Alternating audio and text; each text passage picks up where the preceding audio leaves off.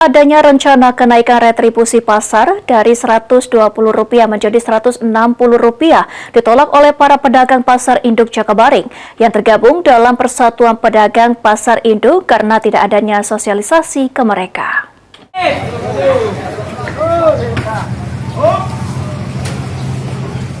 Persatuan Pedagang Pasar Induk Jakabaring atau PPPJKB menolak rencana kenaikan tarif retribusi aksi dalam pada Kamis lalu.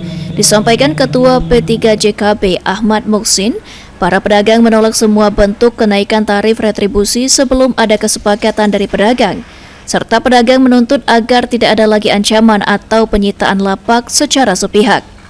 Tidak ada sosialisasi mengenai kenaikan tarif retribusi yang dinilai merugikan pedagang, lantaran masih harus mengupah buruh bongkar muatan dari luar pasar.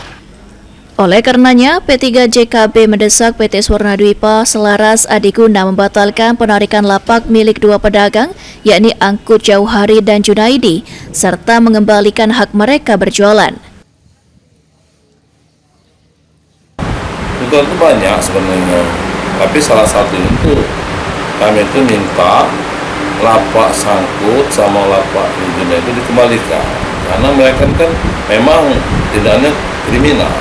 Kami tidak mau itu diputar soal kriminal, itu urusan mereka. Tapi kami sayangkan itu tuh soal lapak.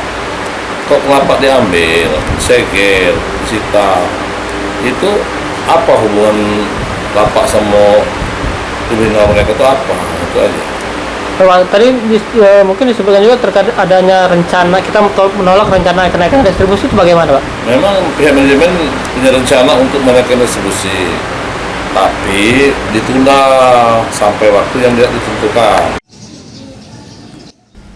Rencananya para pedagang akan melakukan mediasi dengan pihak pengelola pasar yang difasilitasi oleh Komisi 3 DPRD Palembang untuk membahas beberapa tuntutan yang disampaikan. Ilham Wahyudi, PAL TV.